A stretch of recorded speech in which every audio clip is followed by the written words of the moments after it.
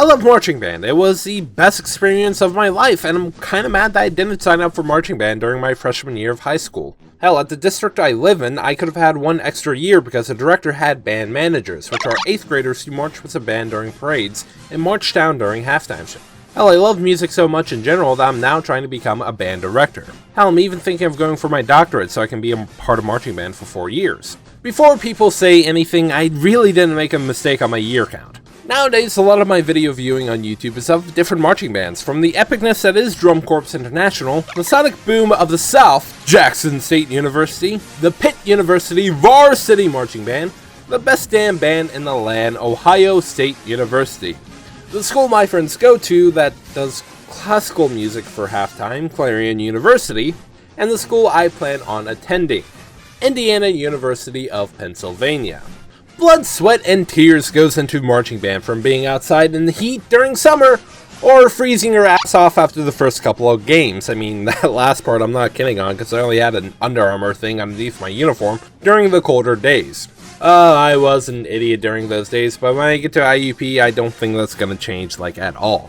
Now, this movie is very underrated. It's a good sports, but not really movie. The band is actually based on the real-life marching band from Southwest DeKalb High School. You can see the connection with the winter uniforms in real life and in the movie.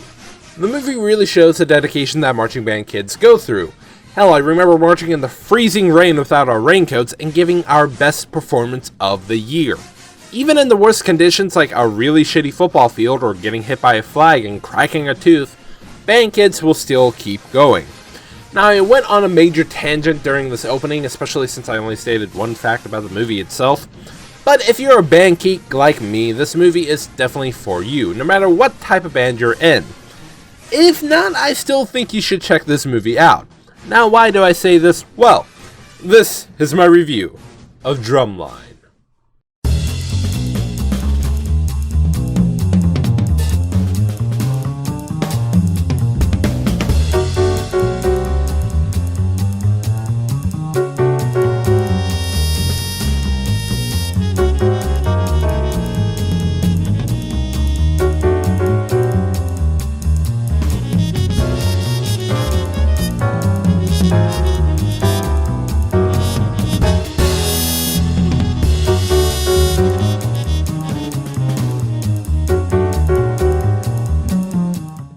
The story is about Devin Miles, a newly graduated high school student going to the fictional college known as Atlanta A&T, and that's about it.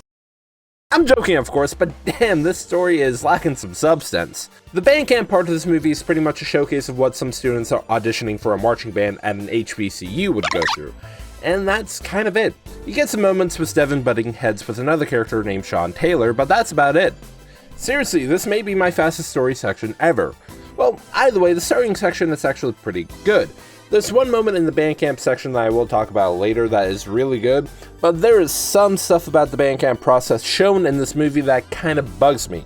Like the students running the camp. Unless the movie is just showing the sectionals, but I don't know. This is just coming from someone who hasn't been on a college marching band regardless of the style. But I think camp should be run by the teachers. Now, the romance between Devin and this chick that literally left no impression on me was handled so poorly. Seriously, I could not give two shits about the relationship shown because it was just there and going through the motions. Shit, talk about another thing that was just there, is the pulling of funds to the music program. It's refreshing to see a plotline like this is not solely because of lack of funding, like in the movie Here Comes the Boom. Here, the school's president wants to cut off the music program because the band hasn't won a classic while under the tutelage of Dr. Lee.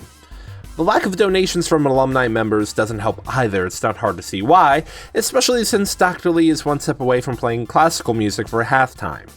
Now, this is just more of Dr. Lee hating the music of today. Can't really blame him on that point, especially nowadays, but then again, all the popular music gets played on repeat at my job, so a good chunk of today's music is just mind-numbing. Then again, the movie was made in 2002, where some pretty good songs were made, but still. I get the president wanting a better song selection, but this could have been fleshed out more than just one other fucking line in the movie. Now, the biggest plot line in this movie is the fact that at the start, Devin could read music. I don't know how the hell he is able to make it all the way to the college level without knowing what a quarter note is, but I should have figured out that he didn't know how to read music. There's one scene that got the candlelight going, and it was the practice before the big game, where Sean is going through the end of the performance while Devin was paying attention to the sticks, then playing what Sean performed instantly. That's some good foreshadowing, and while yes, it may seem basic, it was actually pretty good. Hell, another moment of foreshadowing that shocked the hell out of me was the director of the rival band trying to scout Devin for his band while being in the audience for the first performance. The movie does have a good message of teamwork with the motto of one band, one sound. You can see this with Devin being a major show-off than trying to upstage Sean every single chance he gets. You can especially see this in the Drumline port of the first halftime show, where after Devin figured out Sean's solo, he stood in front of him taking all of the glory. There's also the band brawl, where during the Drumline battle, Devin decided to be a prick and, well, started a fight. Well, technically the drummer from the opposing school threw the first punch, but regardless, the dude was just an arrogant fuckhead, and he was surprised that he got kicked out of the band. Hell, if I was a director, I would try to get him kicked out of the college in general, but hey, that's just me. Now, the resolution to this is a little quick, with what's pretty much an anime friend fight ending up with both characters on the ground. It shows that, yeah, Devin is a great player, but it's not just him out on the field. The story is a little formulaic, but it's still an enjoyable watch. It has some great moments outside of the band performances of the movie, like the realization that showboating can piss people off way too much, and it's kind of the reason why I wish the NFL banned it again. There's some really great performances, especially from our lead, Devin, played by Nick Cannon. I really do love his performance, giving a really cocky attitude against Sean.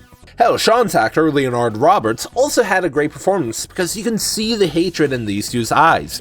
Especially the scene where they're dueling banjos but with snares, while hurling insults at each other. You can see the arrogant look in Devin's eyes at the start of band camp where he's trying to show up Sean. It's just a simple practice routine to get newcomers accustomed to playing and moving at the same time, but you can look into his eyes in the scene and see how high he thinks of himself.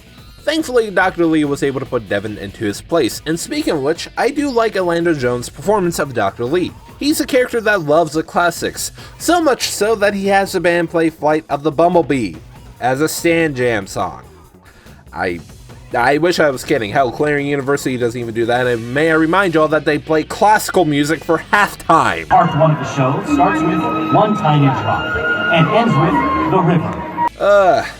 The dude had a bit of a bland performance, but when he gets it, he really does get it. Let me go back to Bandcamp with this scene. You have to learn to follow before you can lead, Mr. Miles. I don't know why, but that clip really sticks to me. I don't know if it's because I want to be a band director myself, or the delivery that Orlando Jones gives.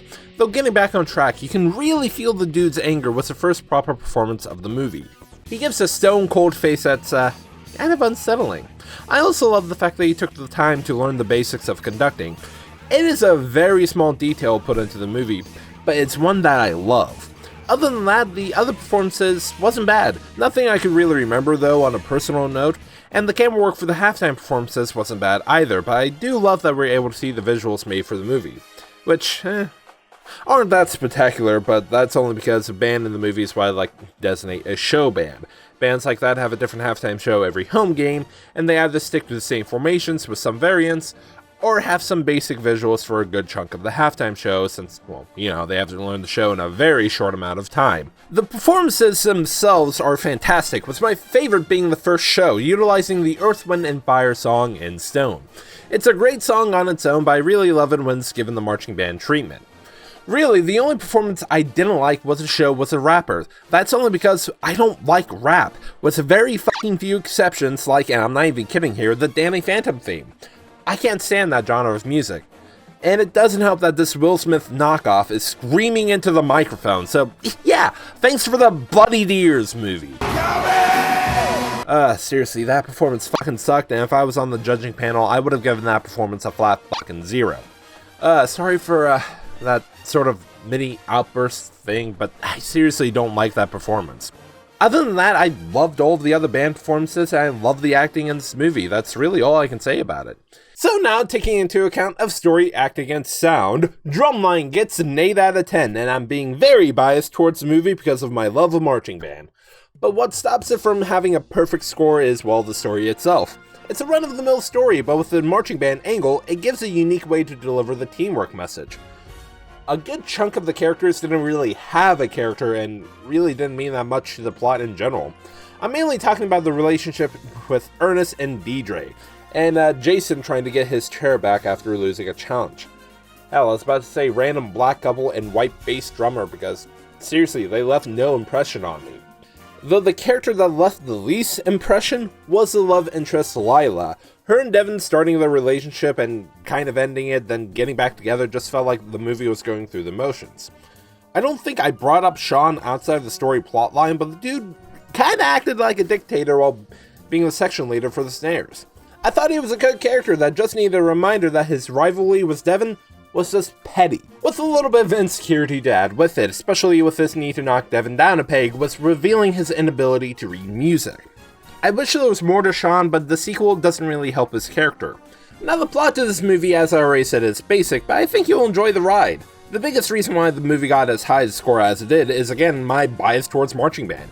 Because there's great acting, great band performances, and hell, the drum majors and dance squad can actually dance, unlike what happens in the sequel, because, oh good lord, that movie fucking sucks. Hell, I love the drumline battle at the end of the movie, and this is coming from a guy who does not pay attention to the drum competitions in DCI, and really does not like those Seeker Corps. It's probably from how this scene is filmed, because it was filmed so well. I also love the attention to detail with the minor stuff, like Dr. Lee conducting and the band marching on time and on the right foot. Now that's attention to detail that I love. At this point in time, Drumline is only available for legal streaming here on YouTube for $5 for renting and $15 to own. For alternative recommendations, I give 3 shows. The first show is actually the one that got me into learning an instrument, Class of 3000. The other 2 are the anime Sound Euphonium and Your Lie in April. In Class of 3000, we follow Sunny, a professional musician that retires for more of a quiet life and somehow ends up teaching at a high school. In Sound Euphonium, we follow Kimiko Omae, a student in Kitachi's high school's concert band. I haven't watched a lot of it, but it's pretty good and I really love the Sunrise Festival performance. In Your Lie in April, we follow Arima Kosei, a retired piano player in middle school, and after meeting Miyazano Kairi, he starts playing the piano again after getting over some major issues with his mother. It's not even funny. If you love Drumline, then you'll love these as well.